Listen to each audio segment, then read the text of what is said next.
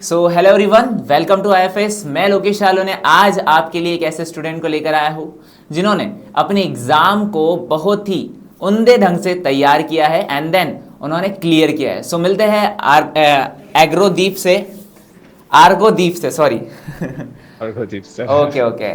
सो थोड़ा आपके बारे में मुझे इंफॉर्मेशन चाहिए।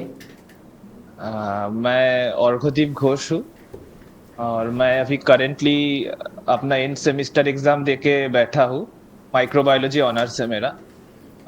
अभी उसका रिजल्ट आएगा और मेरा सीयूईटी पीजी का रिजल्ट आया है कुछ दिन पहले। तो वहाँ मेरे को माइक्रोबायोलॉजी में 197 मार्क्स मिले और लाइफ साइंस में 140 मार्क्स मिले। बहुत बढ़िया। अ, सो आपने कैसे सोचा कि मुझे आफ्टर बीएससी के बाद यही चीज़ें करना है, या आपको किस तरीके से ये सारी चीज़ें पता चली? सर बीएससी मतलब कॉलेज में इंफॉर्मेशन मिल जाता था कि इतने सारे एग्जाम होते हैं। सीनियर से बात किया, टीचर से बात किया, यूट्यूब में बहुत वीडियोस अवेलेबल है कि क्या करना है बीएससी के बाद, ये सब के।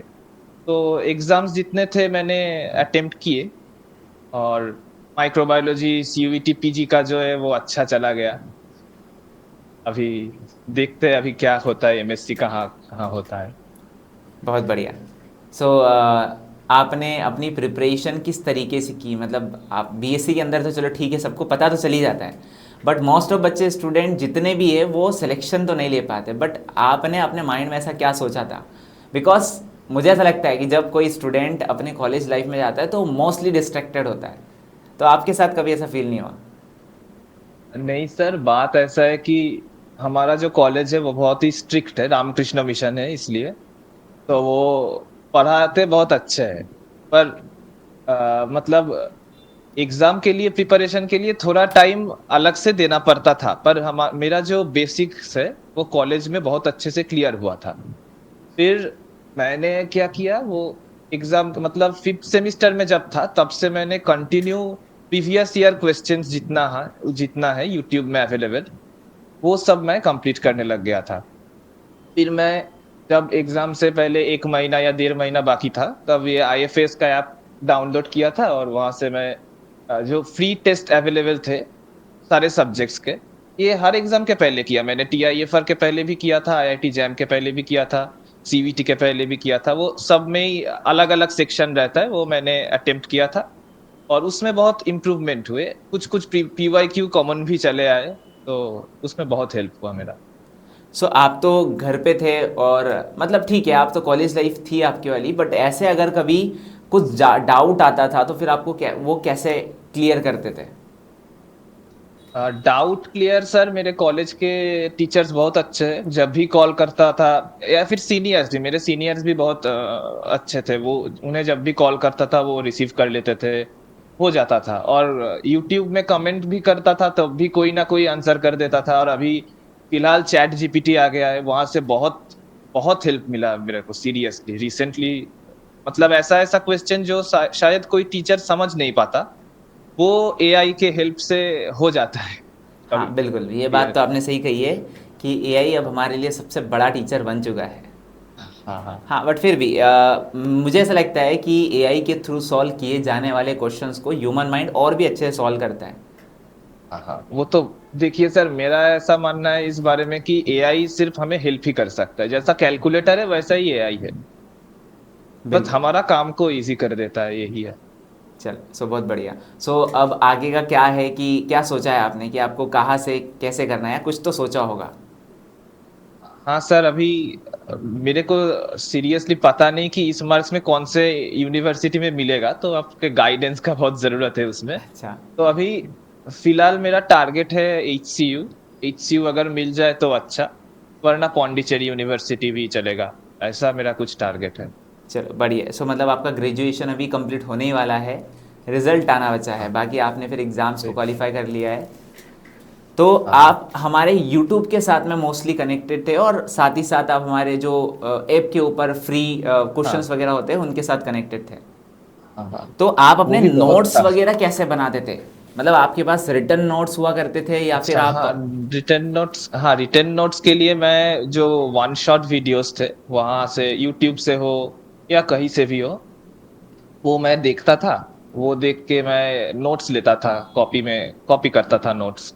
और एक उसके लिए एक्स्ट्रा मैं पाथफाइंडर का जो बुक है, वहाँ से भी रेफर करता था नोट्स बनाने के लिए, तो ऐसे बन गए थे नोट्स। चलो बहुत पर बढ़िया। जितना भी नोट्स बनाए, मेरे को लगता है कि प्रैक्टिस क्वेश्चन सॉल्व करना बहुत बहुत इंपॉर्टेंट है। प्रैक्टिस क्वेश्चन जितना सॉल्व करोगे तब उतना कॉन्सेप्ट क्लियर होता है। बहुत बढ़िया कि आपने मोस्ट ऑफ प्रैक्टिस क्वेश्चन के ऊपर ज़्यादा फोकस किया, और मुझे भी लगता है हाँ कि शायद एग्ज़ाम को अगर हाँ आपको क्वालिफाई करना है तो हमें प्रैक्टिस क्वेश्चन से पता चलता है कि आखिरकार उस एग्ज़ाम की नीड क्या है। चलो बहुत हाँ बढ़िया। और अब मेरा एक क्वेश्चन ये है कि अगर बाय चांस आपको ऐसा कोई पावर मिल जाता कि आप अपने बैक में जाकर वो गलतियों को सुधार सकते, जिससे कि आपको लगता है कि हाँ मैं और भी ज़्यादा इम्प्रूव कर सकता हूँ, सो ऐसी क्या गलतियाँ आपकी स्ट्रैटेजी के दौरान थी या तैयारी के दौरान थी जो कि आपको लगता है कि शायद ये गलतियाँ ना की जाती तो मैं और भी अच्छा कर सकता था? तो इसके लिए पहले मेरे को टाइम ट्रेवल करके फर्स्ट ईयर पे जाना पड़ेगा। फर्स्ट ईयर पे जाके, जब कॉलेज में पहले पहले होता है, तब जब पहले पहले जाते हो तब लगता नहीं कि इतना पढ़ाई करूँ, तो तब शायद मैं बोलूंगा कि अगर डेली में 2 घंटे देता खुद को सिर्फ अपने बेसिक्स क्लियर करने के लिए, तो भी बहुत अच्छा होता। और अगर थोड़ा फिजिक्स केमिस्ट्री शायद कर लेता, तो शायद आईआईटी जैम में भी अच्छा मार्क्स होता। तो यही चलो बढ़िया। सो आपने बोलना इस चाहूँ। दौरान कौन कौन से एग्ज़ाम्स को दिया है और कौन कौन से एग्ज़ाम्स के अंदर आपका बहुत अच्छा परफॉर्मेंस रहा है? अच्छा, मैंने टीआईएफआर दिया था, आईआईटी जैम भी दिया था, गेट भी दिया है, और सीयूईटी। तो मेरा टीआईएफआर में सिलेक्शन हुआ था। टीआईएफआर में सिलेक्शन हुआ, फिर मेरा एनबीआरसी से इंटरव्यू कॉल भी आया था। तो वहां पे मैं इंटरव्यू पे भी बैठा, तो उनका सेकंड लिस्ट पे नाम नहीं आया। आईआईटी जैम मेरा उतना अच्छा नहीं हुआ क्योंकि बहुत गलती करके आया था, नेगेटिव मार्किंग ज्यादा हो गया था। और गेट भी दिया है ठीक ठाक, अब रिजल्ट आने पे देखने को मिलेगा कि कैसा हुआ। चलो बहुत बढ़िया। सो आपने मतलब मोस्ट ऑफ चीज़ें अपनी स्टडी की। सो मेरा ऐसा एक कहना है कि चलो ठीक है, आपने ऑब्वियसली सिलेबस तो देखा होगा, बट सिलेबस के हिसाब से यूट्यूब से सारी चीज़ें अरेंज करना ये आपने कैसे किया? सर सिर्फ यूट्यूब से ही अरेंज किया ऐसी बात नहीं है। यूट्यूब से मैंने मेनली हेल्प लिया है जो मेरे सब्जेक्ट में नहीं आता था, लाइक प्लांट फिजियोलॉजी और ह्यूमन फिजियोलॉजी। ये सब जो सब्जेक्ट, बोटनी के जो सब्जेक्ट्स है, जूलॉजी के जो सब्जेक्ट्स है, वो भी बहुत आते हैं। वो सब के लिए मैंने यूट्यूब में सर्च किया। बाकी मेरा कॉलेज नोट से चल रहा था, अच्छे से ही ठीक ठाक हो रहा था, और बुक्स भी पढ़ना पड़ता है थोड़ा थोड़ा, तो हो जाता है क्लियर। चलो बहुत बढ़िया। कॉन्सेप्ट क्लियर करना जरूरत है बहुत। चलो बहुत बढ़िया। So thank you and then congratulation कि आपका थैंक यू बहुत अच्छा सर। रिजल्ट रहा, और आगे भी आप इसी तरीके से ग्रोथ करिए।